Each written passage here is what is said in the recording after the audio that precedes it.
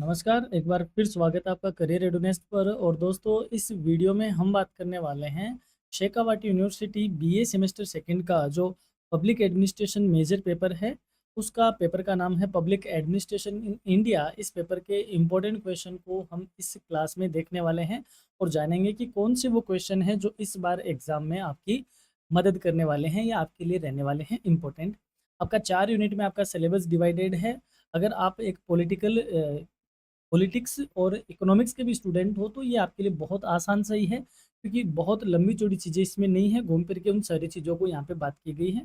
पहली जो यूनिट है वो आपकी हिस्टोरिकल बैकग्राउंड तैयार करती है। दूसरी यूनिट आपका रिफॉर्म्स की बात करती है। थर्ड यूनिट में हम फाइनेंशियल एडमिनिस्ट्रेशन देखते हैं और फोर्थ यूनिट इसकी पर्सोनल एडमिनिस्ट्रेशन से रिलेटेड है। तो चलिए हम शुरू करते हैं। सबसे पहले पार्ट ए के यानी शॉर्ट आंसर टाइप क्वेश्चंस की यूनिट फर्स्ट में देखते हैं। पहला ही क्वेश्चन है, mention the significance of the Government of India Act 1909, यानी भारत शासन अधिनियम 1909 का महत्व बताइए। The Government of India Act 1909 introduced limited legislative reforms and allowed the election of Indian members to legislative councils. यानी भारत शासन अधिनियम 1909 ने सीमित स्थायी विधायी सुधार किए और भारतीय सदस्यों के विधायी परिषदों में निर्वाचन का प्रावधान भी किया। यानी भारतीय सदस्य जो लेजिस्लेचर है उसमें भी इनके इलेक्शन होना स्टार्ट हुआ था। 1919 में ऐसा भारत शासन अधिनियम आया था। It also introduce separate electorates for Muslim, और इसने मुसलमानों के लिए पृथक निर्वाचन प्रणाली भी प्रारंभ की थी और साथ ही में डायरकी सिस्टम भी लागू किया था। State the main features of the Government of India act 1919 में डायरकी सिस्टम आया था, 1909 में नहीं आया था। The Government of India act 1990 introduced diarchy in provinces, expanded legislative councils, increased Indian participation in administration and separated central and provincial subjects। Bharat शासन अधिनियम 1909, जिसे मोंटी कार्लो सुधार भी कहते हैं, आई थिंक मोंटी कार्लो 1909 वाले थे, मैं थोड़ा कंफ्यूजन हो रहा हूँ। चलिए मैं इधर उधर की बातें नहीं करके सीधा क्वेश्चन की बात करता हूँ। भारत शासन अधिनियम 1919 ने प्रांतों में द्वैध शासन यानी डायरकी लागू किया था, विधान परिषदों का विस्तार किया, प्रशासन में भारतीयों की भागीदारी बढ़ाई और केंद्रीय व प्रांतीय विषयों को अलग अलग किया। यानी कि डायरकी सिस्टम है कि दो मतलब हाउस बन गए एक तरीके से, एक अपर लेवल था एक लोअर लेवल था। लोअर लेवल में इंडियंस को भी रखा, अपर लेवल में ब्रिटिशन थे, और मोस्टली जो इंडिया डिसीजन मेकिंग पावर थी वो अपर के पास ही थी। दायर की सिस्टम ये था, इसका आगे जाके विरोध भी होता है और 1935 में इसे प्रांतों से हटा भी लिया गया था। Right any four feature of the Government of India act 1935, Bharat शासन अधिनियम 1935 की 4 विशेषताएं लिखिए। The Government of India Act 1935 introduced provincial autonomy, proposed an all-India federation, established the federal court, and divided powers between the center and the provinces। Bharat शासन अधिनियम 1935 ने प्रांतीय स्वायत्तता प्रदान करी, अखिल भारतीय संघ का प्रस्ताव रखा, संघीय न्यायालय की स्थापना की और केंद्र व प्रांतों के बीच शक्तियों का विभाजन भी किया। और ये जो 1935 वाला अधिनियम है यही आगे चलकर भारतीय संविधान का एक आधार भी बना। डिफाइन पार्लियामेंट्री डेमोक्रेसी, संसदीय लोकतंत्र को परिभाषित कीजिए। Parliamentary democracy is a system of government in which the executive is responsible to the legislature and remains in office as long as it enjoys the confidence of the parliament. संसदीय लोकतंत्र वह शासन प्रणाली है जिसमें कार्यपालिका विधायिका के प्रति उत्तरदायी होती है और संसद का विश्वास रहने तक ही अपने पद पर बनी रहती है। व्हाट इज फेडरलिज्म, संघवाद क्या है? फेडरलिज्म का सीधा सा मतलब होता है जब दो सरकारें काम करती हो, सेंट्रल गवर्नमेंट और स्टेट गवर्नमेंट, तो इसे फेडरलिज्म कहते हैं। Federalism is a system of government in which powers are constitutionally divided between the central government and the state governments to ensure balanced governance.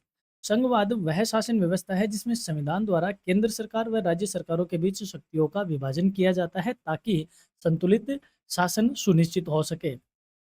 Next question है, explain the concept of democratic socialism, लोकतांत्रिक समाजवाद की अवधारणा स्पष्ट कीजिए। Democratic socialism aims to achieve social and economic justice through democratic methods. लोकतांत्रिक समाजवाद का उद्देश्य लोकतांत्रिक तरीकों से सामाजिक व आर्थिक न्याय स्थापित करना है। It promotes equality, welfare and balanced development while preserving individuals rights and democratic values. यह समानता, कल्याण और संतुलित विकास को बढ़ावा देता है और व्यक्तिगत अधिकारों व लोकतांत्रिक मूल्यों की रक्षा भी करता है। नेक्स्ट है, state the constitutional position of the president of India, Bharat के राष्ट्रपति की संवैधानिक स्थिति बताइए। The president is the constitutional head of the Indian union. राष्ट्रपति भारतीय संघ का संवैधानिक प्रमुख होता है, जबकि जो एग्जीक्यूटिव हेड है वो कौन होता है? पीएम होता है। All executive powers are vested in the president but are exercised on the advice of the prime minister and the council of minister. संघ की सभी कार्यपालिका शक्तियां राष्ट्रपति में ही निहित होती है, किंतु उनका प्रयोग वह प्रधानमंत्री व मंत्रिपरिषद की सलाह पे करता है। यानी हम ये कह सकते हैं कि राष्ट्रपति प्रधानमंत्री और मंत्रिपरिषद की सलाह पे काम करता है। Mention the powers and functions of the prime minister. प्रधानमंत्री की शक्तियां व कार्यों का उल्लेख कीजिए। The prime minister heads the council of ministers, advises the president, coordinates government policies, leads the cabinet and supervises the administration of the union government। प्रधानमंत्री मंत्रिपरिषद का नेतृत्व करता है, राष्ट्रपति को सलाह देता है, सरकारी नीतियों का समन्वय करता है और मंत्रिमंडल का नेतृत्व करता है और संघ सरकार में के प्रशासन का संचालन भी करता है। What are the functions of the central secretariat. केंद्रीय सचिवालय के क्या कार्य हैं? The central secretariat assist ministries in policy formulation, coordination, implementation, record maintenance and administrative supervision. केंद्रीय सचिवालय मंत्रालयों को नीति निर्माण में, समन्वय में, क्रियान्वयन करने में, अभिलेख के रखरखाव में और प्रशासनिक पर्यवेक्षण में मदद करता है। It acts as the administrative backbone of the central government. यह केंद्र सरकार के प्रशासनिक रीढ़ के रूप में काम करता है। नेक्स्ट है explain the role of the prime minister office, यानी पीएमओ। प्रधानमंत्री कार्यालय की क्या भूमिका है, स्पष्ट करो। The PMO assists the Prime Minister in policy coordination, decision making, administration, monitoring government programs and communication with ministries and departments। प्रधानमंत्री कार्यालय, जिसे पीएमओ कहा जाता है, प्रधानमंत्री को नीति समन्वय में, निर्णय निर्माण में, प्रशासन में, सरकारी कार्यक्रमों की निगरानी में और विभिन्न मंत्रालयों एवं विभागों के साथ समन्वय में क्या करता है, मदद करता है। यानी कि पीएम के पीछे उसका पीएमओ काम करता है। अब बात करते हैं यूनिट सेकंड की। पहला क्वेश्चन है डिफाइन पब्लिक एंटरप्राइजेज। लोक उपक्रम को परिभाषित करो। A public enterprises is an organisation owned, managed और controlled by the government to provide public services, promote economic development and achieve social welfare objectives. लोक उपक्रम वह संगठन है जिसका स्वामित्व है, प्रबंधन और नियंत्रण सरकार के पास होता है और जिसका उद्देश्य सार्वजनिक सेवाएं प्रदान करना है, आर्थिक विकास को बढ़ावा देना है और सामाजिक कल्याण सुनिश्चित करना है।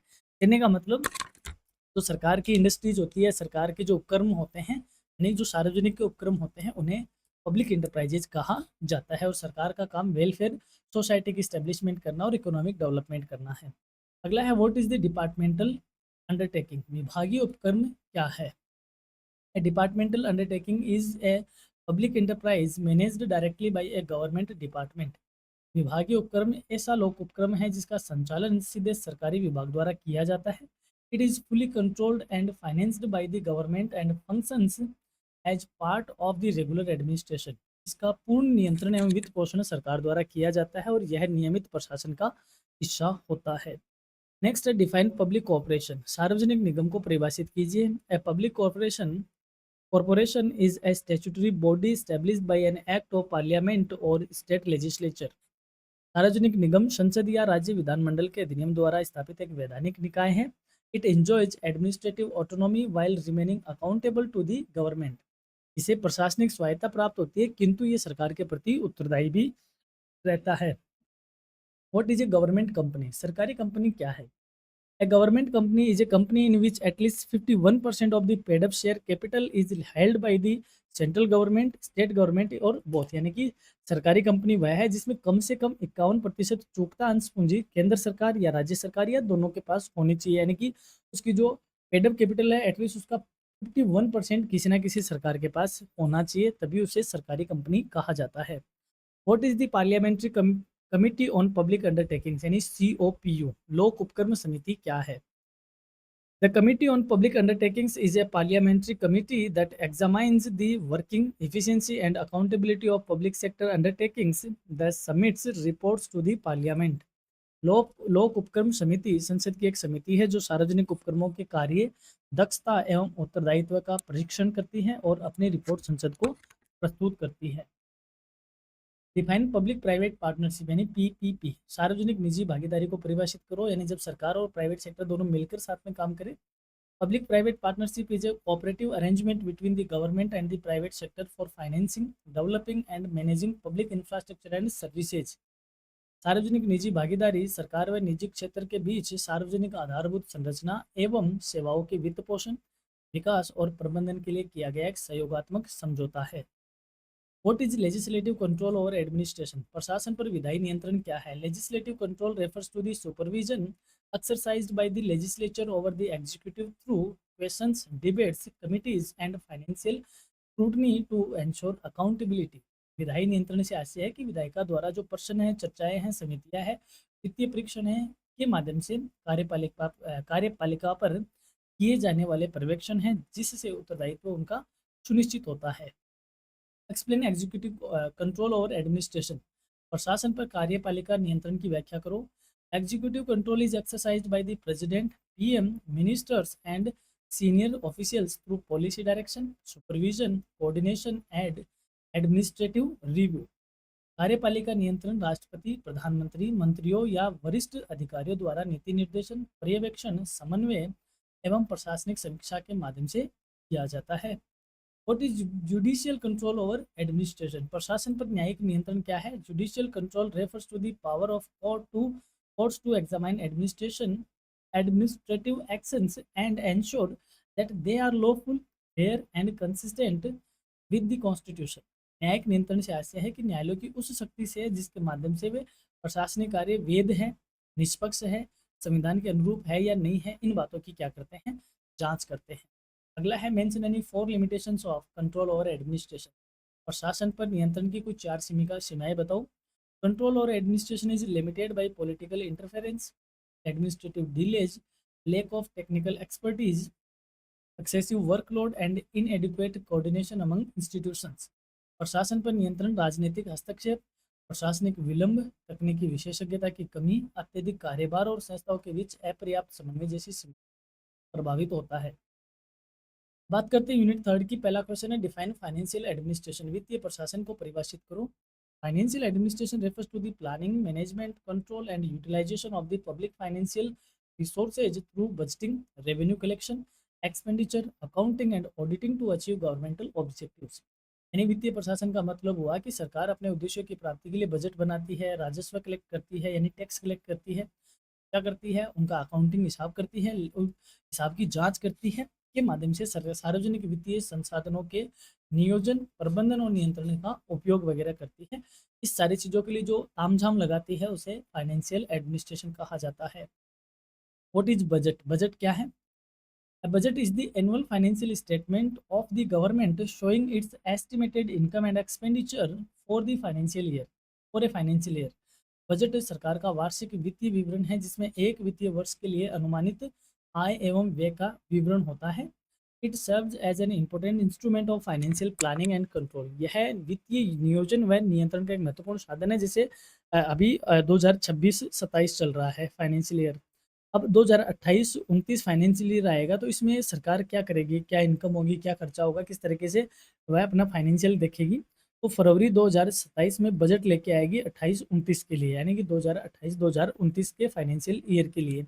इसमें सरकार ये देखती है कि कितनी इनकम होगी, कितने खर्चे होंगे, एक एस्टिमेटेड स्टेटमेंट होता है, फिर इस पर बहस वगैरह होती है और फिर उसके बाद इसको पास किया जाता है जो कि 1 अप्रैल से लागू हो जाता है। Explain the formulation of budget. Budget निर्माण की व्याख्या करो। बजट कैसे बनेगा? Budget formulation is the process of preparing the annual budget by estimating revenue and expenditure, consulting ministries and finalising financial proposals before presentation to the legislature. Budget निर्माण वह प्रक्रिया है जिसमें आय व व्यय का अनुमान लगाकर विभिन्न मंत्रालयों से परामर्श करके और वित्तीय प्रस्तावों को अंतिम रूप देकर बजट तैयार किया जाता है। यानी कि बजट बनाने की जो प्रक्रिया होती है उसे बजट फॉर्मेशन कहा जाता है। What is meant by the budget approval? Budget अनुमोदन से आपका क्या अभिप्राय है? Budget approval is the process by which the legislature discusses, examines and approves the government's budget proposals before they are implemented. Budget अनुमोदन वह प्रक्रिया है जिसके अंतर्गत विधायिका सरकार के बजट प्रस्तावों पर चर्चा करती है, उसका परीक्षण करती है और उसके बाद उसे स्वीकृति प्रदान देती है, जिसके बाद उसका क्रियान्वयन किया जाता है। यानी कि बजट बनाने से ही बजट लागू नहीं होता, उस बहस वगैरह होती है, फिर उसका एक क्या मिलता है उसको फिर अप्रूवल मिलता है ताकि उसको आगे फिर लागू किया जा सके। तो बजट बनने से पेश करने के बाद उसका जो अप्रूवल तक की जो प्रोसेस होती है उसे बजट अप्रूवल कहा जाता है, जिसमें लेजिस्लेचर में उसका डिस्कशन होता है, एग्जामाइन होता है और जो रूलिंग पार्टी होती है उसको उसको प्रूव करना होता है कि हम इस तरीके का बजट है, अपोजिशन उससे बात करता है, इस तरीके से इसका पूरा प्रोसेस चलता है। डिफाइन बजट एग्जीक्यूशन, बजट क्रियान्वयन को परिभाषित करो। बजट अप्रूवल हो गया, फिर 1 अप्रैल से बजट लागू होता है। Budget execution is the implementation of the approved budget through proper collection of revenue, expenditure of funds and financial supervision by government departments. Budget क्रियान्वयन स्वीकृत बजट का कार्यान्वयन है, जिसमें सरकारी विभागों द्वारा राजस्व संग्रह कैसे होगा, निधियों का व्यय कैसे होगा और वित्तीय पर्यवेक्षण कैसे होगा, ये सब किया जाता है। व्हाट इज परफॉर्मेंस बजटिंग, निष्पादन बजट क्या है? Performance budgeting links financial resources with programmes and measurable results. निष्पादन बजट वित्तीय संसाधनों को कार्यक्रमों एवं मापनीय परिणामों से जोड़ता है। It evaluates government performance based on objectives, efficiency and outcomes rather than expenditure alone. यह केवल व्यय के आधार पर नहीं बल्कि उद्देश्यों, दक्षता व उपलब्धियों के आधार पर सरकारी कार्यों का मूल्यांकन करता है। Define ZBB, zero base budgeting क्या है? शून्य आधारित बजट परिभाषित करो। देखो क्या होता है, जैसे 28-29 का बजट बनेगा, तो बजट कैसे बनता है? हम पीछे का उठा के देखेंगे कि हमने पिछले साल कैसा बजट बनाया था, क्या क्या था, उसी में एडलेस करके हम आगे का बजट बना देंगे। यानी कि जब पीछे के बजट को आधार बनाते हैं, इसी तरीके से होता है। लेकिन ZBB क्या कहता है कि पीछे क्या हुआ उसको शून्य मान लो, क्या मान लो? शून्य, और नए सिरे से फिर से विचार विमर्श करो और बजट बनाओ। इसे बोलते हैं शून्य आधारित बजट, यानी कि पीछे जो किया, पीछे के बजट को जीरो मानकर, यानी जीरो को बेस बना के बजट बनाओ। Zero based budgeting is a budgeting technique in which every expenditure must be justified from zero each year, regardless of previous budget allocations. शून्य आधारित बजट एक ऐसी बजट प्रणाली है जिसमें प्रत्येक व्यय को हर वर्ष शून्य आधार से उचित ठहराना पड़ता है, चाहे पूरे वर्ष में उसके लिए बजट स्वीकृत रहा हो। यानी आपने कहा कि हमें 10,000 रुपये फलां चीज़ के लिए चाहिए, तो आपको बताना पड़ेगा, जस्टिफाई करना पड़ेगा कि 10,000 क्यों चाहिए, चाहिए तो 10 ही क्यों चाहिए, ज़्यादा या कम क्यों नहीं चाहिए। यानी कहने का मतलब आपको हर एक खर्चा आपको जस्टिफाई करना पड़ेगा, चाहे पिछले साल उसके लिए कुछ किया हो या नहीं किया हो। What is gender budgeting, gender budgeting क्या है? Gender budgeting is a budgeting approach that evaluates government expenditure from a gender perspective to ensure equitable benefits and promote gender equality. Gender budgeting एक ऐसी बजट पद्धति है जिसमें सरकारी व्यय का मूल्यांकन लैंगिक दृष्टिकोण से किया जाता है ताकि समान लाभ सुनिश्चित किया जा सके और लैंगिक समानता को बढ़ावा मिले। State the importance of budget in public administration, लोक प्रशासन में बजट का महत्व बताओ। A budget ensures financial discipline, efficient allocation of resources, accountability, transparency and effective implementation of government policies and development programmes. Budget वित्तीय अनुशासन, संसाधनों का प्रभावी आवंटन, उत्तरदायित्व, पारदर्शिता और सरकारी नीतियों एवं विकास कार्यक्रमों के प्रभावी क्रियान्वयन को सुनिश्चित करता है। Mention any 4 objective of financial administration, वित्तीय प्रशासन के कुछ 4 उद्देश्य बताओ। The objective of financial administration are efficient resource utilization, financial control, transparency, accountability and successful implementation of public policies and development programs। यानी कि जो सरकार वित्तीय प्रशासन करती है वो क्यों करती है? क्योंकि इससे संसाधनों का वह प्रभावी उपयोग कर पाती है, वित्तीय नियंत्रण रख पाती है, पारदर्शिता बनाए रखती है, उत्तरदायित्व और सार्वजनिक नीतियों एवं विकास कार्यक्रमों का सफल क्रियान्वयन कर पाती है। इसलिए वित्तीय प्रशासन जरूरी है, या इन सब के लिए वित्तीय प्रशासन किया जाता है। अब हम आ गए हैं लास्ट यूनिट पे। पहला क्वेश्चन है, what is the public accounts committee, PAC, लोक लेखा समिति क्या है? देखो सरकार जो काम करती है तो कोई ना कोई तो उसकी अकाउंटिंग करेगा ना, कोई अकाउंटिंग भी करेगा और फिर उस अकाउंटिंग की कोई हिसाब किताब भी चेक करेगा, यानी ऑडिटिंग भी करेगा। तो जो अकाउंटिंग वाला पार्ट है उसे बोलते हैं public accounts committee. The public accounts committee is a parliamentary committee that examine government expenditure and audit reports of the controller and auditor general to ensure financial accountability. लोक लेखा समिति संसद की एक समिति है जो नियंत्रक एवं महालेखा परीक्षक की लेखा परीक्षण रिपोर्टों और सरकारी व्यय की जांच करके वित्तीय उत्तरदायित्व सुनिश्चित करती है। डिफाइन द एस्टिमेट्स कमिटी, प्राक्कलन समिति को परिभाषित करो। The estimates committee examine budget estimates, suggest economy in public expenditure and recommends improvements in administrative efficiency and financial management. प्राक्कलन समिति बजट प्राक्कलनों को परीक्षण करती है, सार्वजनिक व्यय में मितव्ययता के उपाय सुझाती है और प्रशासनिक दक्षता एवं वित्तीय प्रबंधन में सुधार की सिफारिशें करती है। Who is the controller and auditor general यानी सीएजी ऑफ इंडिया, भारत के नियंत्रक एवं महालेखा परीक्षक कौन है? स्टार मार्क लगाओ, आपसे इसका नाम भी पूछा जा सकता है और इसके बारे में भी पूछा जा सकता है। The Comptroller and Auditor General of India is as an independent constitutional authority responsible for auditing the accounts of the central and state governments and ensuring financial accountability. Bharat के नियंत्रक एवं महालेखा परीक्षक जिसे सीएजी कहते हैं एक स्वतंत्र संवैधानिक प्राधिकारी है जो कि केंद्र व राज्य सरकारों के लेखों का परीक्षण करते हैं और वित्तीय उत्तरदायित्व सुनिश्चित करते हैं। नेक्स्ट है एक्सप्लेन पर्सोनल एडमिनिस्ट्रेशन, कार्मिक प्रशासन की व्याख्या करो, यानी सरकार में जो लोगों की भर्ती है, भर्ती, उनको चयन, उनकी ट्रेनिंग, उनका प्रशिक्षण, ये सारी चीज़ें जो देखता है that is personnel administration. Personnel administration deals with the recruitment, classification, training, promotion and welfare of public employees to ensure and efficient the and accountable civil services. कार्मिक प्रशासन में लोक सेवकों की भर्ती, वर्गीकरण, प्रशिक्षण, पदोन्नति और कल्याण का प्रबंधन किया जाता है ताकि प्रभावी एवं उत्तरदायी लोक सेवा सुनिश्चित हो सके। What are the all India services, यानी अखिल भारतीय सेवाएं क्या है? The all India services are common civil services for the union and states including the Indian administrative services, Indian police services and Indian forest services. अखिल भारतीय सेवाएं केंद्र व राज्यों की संयुक्त लोक सेवाएं हैं जिनमें भारतीय प्रशासनिक सेवा, भारतीय पुलिस सेवा और भारतीय वन सेवा शामिल है। व्हाट इज लोकपाल, लोकपाल क्या है? देखो कोई नेता वगैरह है, इनके खिलाफ आपको भ्रष्टाचार की रिपोर्ट करनी है तो उनकी सुनवाई आपकी कौन करे? तो उसके लिए केंद्र में एक व्यवस्था की गई है जिसे लोकपाल कहते हैं और राज्यों में एक व्यवस्था की गई है जिसे लोकायुक्त कहते हैं। Lokpal is an independent statutory authority established to investigate complaints of corruption against public servants and promote integrity and accountability in public administration. Lokpal एक स्वतंत्र वैधानिक संस्था है जिसका गठन लोक सेवकों के विरुद्ध भ्रष्टाचार संबंधी शिकायतों की जांच करने और प्रशासन में ईमानदारी व उत्तरदायित्व की भावना को बढ़ाने के लिए किया गया है। Define the right to information, RTI, सूचना का अधिकार क्या है? समझाओ। The right to information is a legal right that enables citizens to obtain information from public authorities, promoting transparency and accountability in government. सूचना का अधिकार नागरिकों को सार्वजनिक प्राधिकरणों से सूचना प्राप्त करने का वैधानिक अधिकार प्रदान करता है जिससे शासन में पारदर्शिता और उत्तरदायित्व बढ़ता है। यानी कि 2005 में ये एक्ट पास हुआ था और ये नागरिकों का अधिकार है कि वह सूचना मांग सकता है सरकार से, तो ताकि सरकार उसे सूचना दे, अकाउंटेबल हो, ट्रांसपेरेंट हो। इन सब सारी चीज़ों को देखते हुए आरटीआई पास होता है या आरटीआई अधिनियम बना था। ये सिटीजन्स को अधिकार देता है सूचना मांगने का।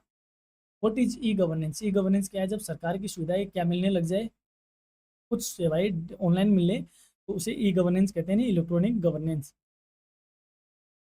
E-governance is the use of information and communication technology to improve government services, transparency, efficiency, and interaction between the government and citizen. E-governance सूचना एवं संचार प्रौद्योगिकी का उपयोग करके सरकारी सेवाओं, पारदर्शिता, दक्षता और सरकार और नागरिकों के बीच संवाद को बेहतर बनाने की प्रक्रिया है। What is the first administrative reforms commission, ARC first, प्रथम प्रशासनिक सुधार आयोग क्या है? The first Administrative Reforms Commission was established in 1966 to recommend reforms for improving the efficiency, accountability, and effectiveness of public administration in India. प्रथम प्रशासनिक सुधार आयोग जिसकी स्थापना 1966 में हुई थी, भारत के लोक प्रशासन की दक्षता, उत्तरदायित्व और प्रभावशीलता में सुधार हेतु सिफारिशें देने के लिए इसकी स्थापना की गई थी। Mention the objective of second administrative reforms commission यानी ARC सेकंड, द्वितीय प्रशासनिक सुधार आयोग के उद्देश्यों की चर्चा करो या उल्लेख करो। The second administrative reform commission aimed to promote ethical governance, transparency, accountability, citizen centric administration, e governance and administrative reforms for effective public service delivery. जो द्वितीय प्रशासनिक आयोग था, सुधार आयोग था, उसका उद्देश्य था नैतिक शासन, पारदर्शिता और उत्तरदायित्व की भावना को बढ़ाना, नागरिक केंद्रित प्रशासन को विकसित करना, ई गवर्नेंस और प्रभावी लोक सेवा वितरण के लिए प्रशासनिक सुधारों को बढ़ावा देना था। इन सब उद्देश्यों के लिए सेकंड जो एडमिनिस्ट्रेटिव रिफॉर्म कमीशन है उसकी स्थापना की गई थी। तो ये था अपना सेक्शन ए। अब हम बात करें सेक्शन बी की, तो सेक्शन बी में हमने हर यूनिट से करीब करीब चार इंपॉर्टेंट क्वेश्चन यहाँ पे रखे हैं। दोनों लैंग्वेज में है, इंग्लिश और हिंदी दोनों में एक्सप्लेन्ड है। तो आप इस PDF को जब डाउनलोड करते हो तो आप इन सारी चीज़ों को पढ़ पाओगे, क्योंकि अब मैं सारे क्वेश्चन अगर डिटेक्ट करूँ तो ये क्लास बेवजह लंबी हो जाएगी।